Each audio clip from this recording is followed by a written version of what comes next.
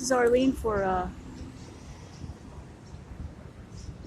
yeah, Alex, my Trazom, and Guy Trazom.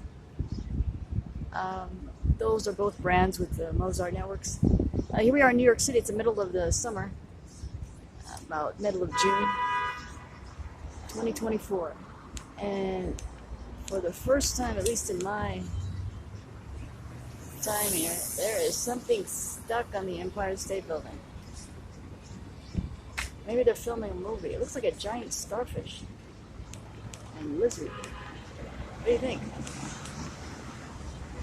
Today is June 18, 2024.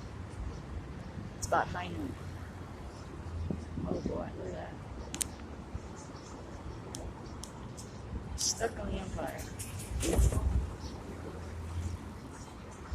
Some snake and a starfish, I think it is.